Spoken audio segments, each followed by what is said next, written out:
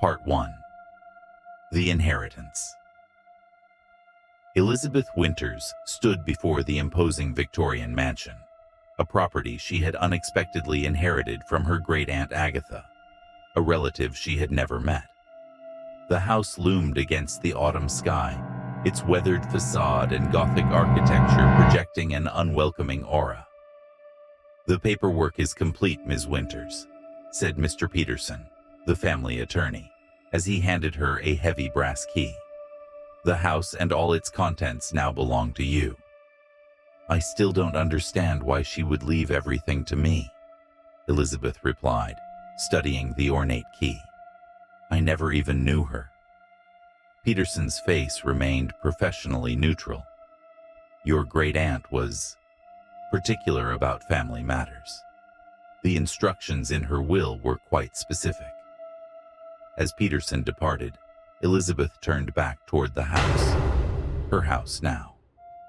3 stories of architectural grandeur that had fallen into disrepair, with ivy climbing the eastern wall and windows that seemed to watch her like unblinking eyes. Inside, the musty scent of neglect permeated every room. Sheets draped over furniture created ghostly silhouettes in the fading afternoon light. Elizabeth moved cautiously through the foyer, her footsteps echoing on the marble floor. The electricity had been reconnected prior to her arrival, but many of the antique light fixtures emitted only a weak, yellowish glow that did little to dispel the shadows. Elizabeth spent that first afternoon exploring the ground floor, feeling like an intruder, despite being the legal owner. That night, she settled into the master bedroom, the only room she had properly prepared. As she drifted toward sleep, a loud creak from the hallway startled her awake. Elizabeth froze, listening intently. The house settled around her with occasional groans and whispers. Just the natural sounds of an old structure, she told herself. Yet sleep eluded her until exhaustion finally pulled her under near dawn. The following morning, Elizabeth began the daunting task of sorting through her great-aunt's possessions.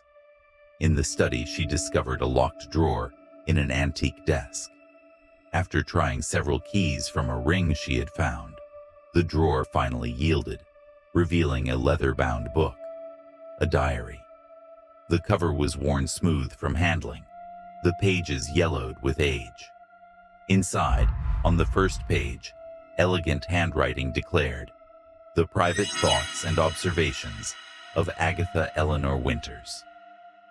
Elizabeth carried the diary to a comfortable chair near the window, where daylight provided better illumination. As she began to read, she was immediately drawn into Agatha's world. January 12, 1957. "The house speaks to me again, not in words precisely, but in sensations and impressions. Richard believes I am becoming obsessive, perhaps even unstable.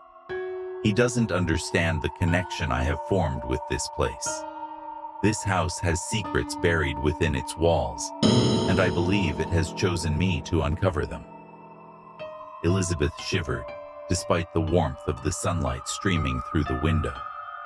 She continued reading, following Agatha's increasingly disturbing entries as the woman described hearing voices, witnessing objects move without explanation, and experiencing vivid dreams that seemed to reveal fragments of the house's past.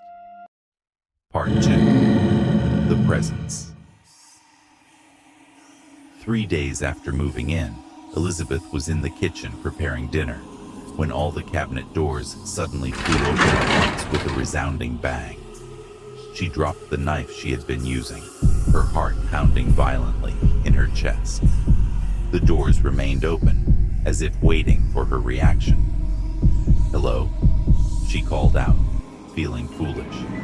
"Is someone there?" Silence answered her.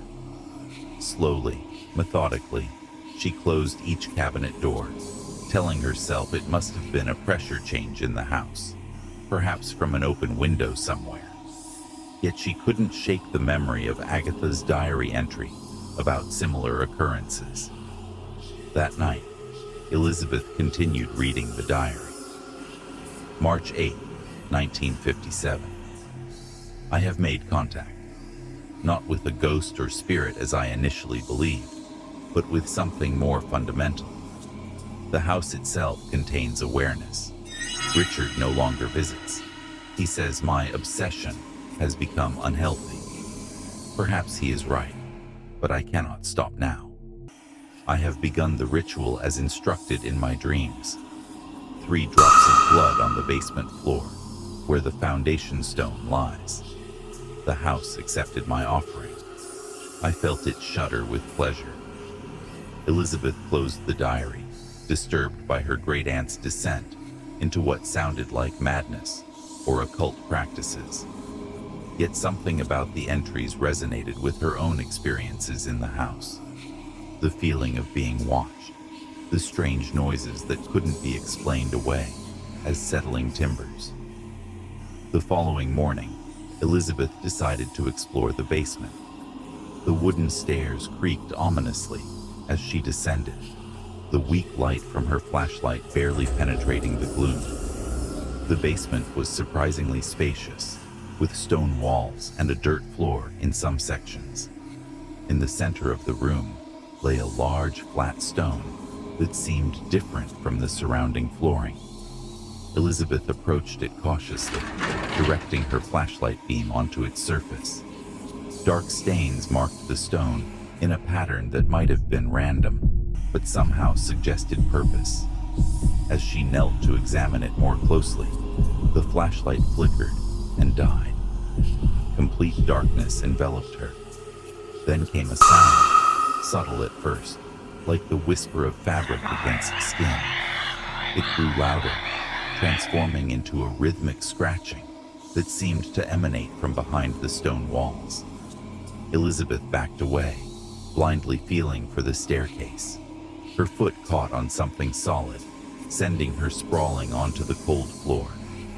As she fell, a gust of unnaturally cold air swept over her, carrying with it the distinct scent of lilacs, her great-aunt's favorite perfume, according to the diary. "Agatha?" Elizabeth whispered into the darkness. The scratching stopped abruptly. The silence that followed was somehow more terrifying. Elizabeth scrambled to her feet and fled up the stairs, not stopping until she reached the sunlit kitchen. Her hands trembled as she made herself tea, trying to rationalize what had happened. That evening, she returned to the diary, searching for answers. April 23rd, 1957. The ritual is working. I can now perceive glimpses beyond the veil. The house has shown me its true nature. It was built upon sacred ground, a place where the boundary between worlds has always been thin. The original owner, Augustus Blackwood, knew this. He designed the house as a conduit, with specific architectural elements that enhance its properties as a doorway. But Blackwood wanted more than communion. He sought control. The basement holds the key, the foundation stone where worlds meet. I have found his hidden chamber. Tomorrow, I will enter it. Elizabeth stared at the page, a chill running down her spine. Hidden chamber. She had seen no evidence of such a place during her brief exploration of the basement. But then, she had been frightened away before conducting a thorough search. Part 3. The Revelation. Elizabeth spent a restless night, waking frequently to sounds she couldn't identify. Footsteps in the hallway, the distant closing of doors, and once, most disturbingly, what sounded like a woman's laughter, abruptly cut short. At breakfast, as Elizabeth sipped her coffee, the lights flickered momentarily. Her gaze was drawn to the refrigerator, where a childlike drawing now adorned the surface, a crude house with a stick figure standing beside it. Elizabeth approached slowly, certain the drawing hadn't been there the previous evening. The drawing wasn't held by a magnet. It seemed to be on the surface itself, as if drawn directly on the refrigerator door. When Elizabeth touched it, her fingers came away with a reddish-brown smudge. It looked disturbingly like dried blood. Heart racing, Elizabeth returned to the diary, now desperate for explanations. April 24th, 1957. I have made a terrible mistake. The chamber contains not wisdom, but horror. What I awakened is not what I expected. It showed me visions, the truth of what happened in this house. Blackwood didn't just build on sacred ground, he desecrated it. The rituals he performed, the sacrifices. I cannot bring myself to record the details. It wants release. It promised me knowledge, power, even a form of immortality. But the price. I cannot pay such a price. I have sealed the chamber as best I could, using the symbols I found in Blackwood's hidden library. But I fear it is only temporary. It grows stronger each day. The next entries were increasingly frantic, describing Agatha's attempts to contain whatever she had unleashed. Elizabeth read with mounting dread until she reached an entry dated nearly 6 months later. October 31st, 1957. I have found a solution, though it requires sacrifice. My blood carries the key, both to unleash and to bind. I have made preparations. The binding ritual must be performed on the night when the veil is thinnest. I will become the guardian, my spirit joined with the house to keep watch over the doorway. Richard must never know. No one must ever know.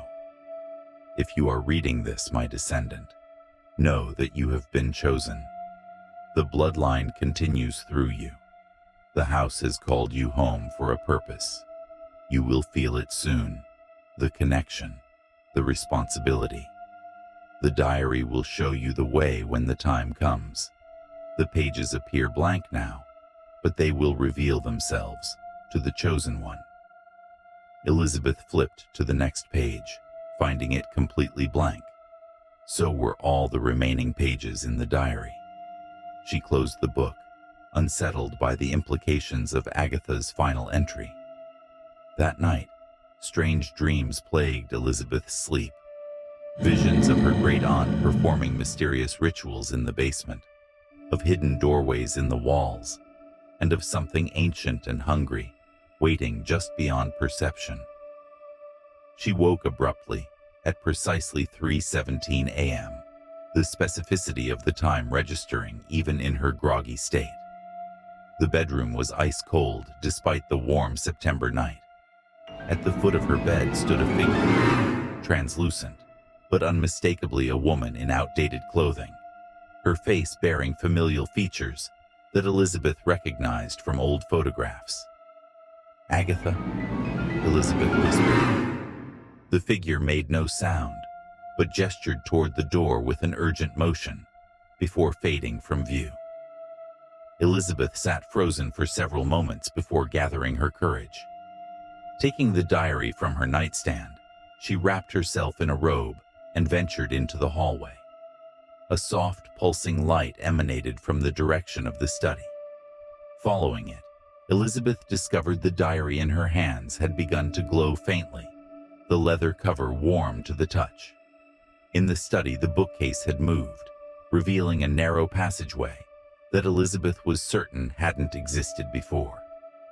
The diary pulsed brighter as she approached the opening. With mounting trepidation, Elizabeth entered the passageway, which led to a spiral staircase descending deep below the basement level she had previously explored. The air grew colder with each step downward. At the bottom of the staircase, Elizabeth found herself in a circular chamber with symbols carved into the stone walls. In the center stood an altar-like structure, upon which rested a small, ornate box.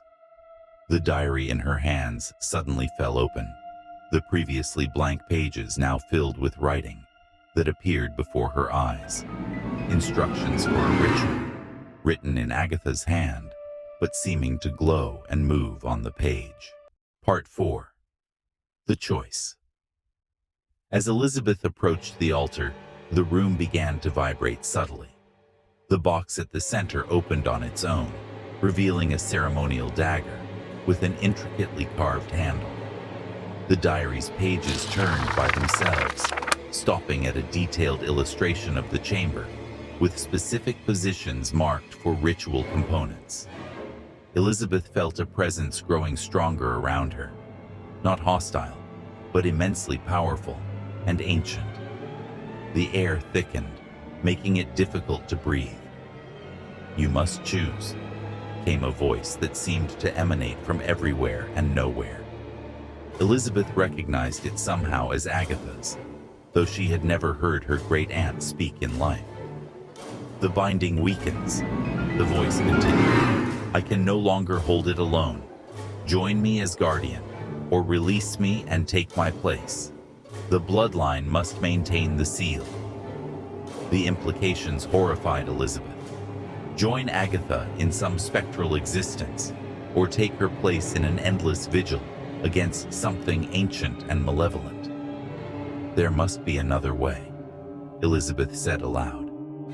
"There is," the voice replied, softer now. "But it requires greater sacrifice and perfect execution. The diary will show you." The pages turned again, revealing a third ritual, one that would permanently seal the doorway, but required something more personal than blood. "Your connection to this world," Agatha's voice explained. "Your tether to life as you know it, not death, but transformation. You would walk between worlds, belonging fully to neither." Elizabeth stared at the instructions, trembling with fear and indecision. As she deliberated, a low rumbling began beneath her feet. Cracks appeared in the floor around the altar, emitting a sickly greenish light. "It senses your presence," Agatha warned. "It offers freedom, knowledge, power, all lies. What it truly wants is passage. Through you, through the bloodline, it can enter your world completely." The rumbling intensified. Small objects around the chamber, ritual items left by previous guardians, began to rise into the air. "Decide now," Agatha urged. "The door opens whether you act or not." In that moment of perfect clarity and terror, Elizabeth made her choice. Taking the ceremonial dagger, she began the third ritual, her voice gaining strength as she recited the words from the diary. The chamber responded violently. Winds from nowhere tore at her clothing and hair, while the greenish light from the cracks intensified to blinding brightness. Elizabeth continued the ritual, feeling something fundamental changing within her as she spoke the ancient words. Her perception altered, allowing her to see the true nature of the doorway and the malevolent entity pressing against it from the other side. As she completed the final words, Elizabeth plunged the dagger not into her flesh, but into the exact center of the altar. The stone cracked completely, and for one terrible moment, the doorway opened fully. Elizabeth saw it then, a vast, incomprehensible presence that defied description, reaching countless tendrils toward the opening. In that brief instant of connection, knowledge flooded into her mind. The entity had influenced events for centuries, manipulating the Winters bloodline, orchestrating Elizabeth's inheritance of the house. Using all her will and the power of her bloodline, Elizabeth enacted the final part of the ritual, pulling the doorway closed, not with physical force, but with her very essence. She felt parts of herself being torn away in the process, scattered across the boundary between worlds. The chamber collapsed around her as the doorway sealed. Elizabeth should have been crushed by falling stone, but her transformed state allowed her to exist between physical and non-physical reality. When silence finally returned, Elizabeth found herself standing in the basement of the house. The ordinary basement with no sign of the hidden chamber or spiral staircase. But she was changed irrevocably. She could perceive both the physical world and something beyond it, including the presence of her great-aunt Agatha, now freed from her guardianship. "You succeeded where I failed," Agatha's spirit told her. "The doorway is truly sealed now, not merely guarded, but your sacrifice." Elizabeth looked down at her hands, which appeared solid to her eyes, but which she knew existed partially in another reality. "I'm not fully here anymore, am I?" "No," Agatha confirmed sadly. "Not fully here, not fully elsewhere. You exist in the in-between. The house is yours now in more ways than one. You are bound to it as it is bound to you."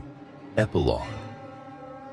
6 months later, Mr. Peterson returned to the Winters mansion, responding to strange reports from neighbors and Elizabeth's prolonged silence.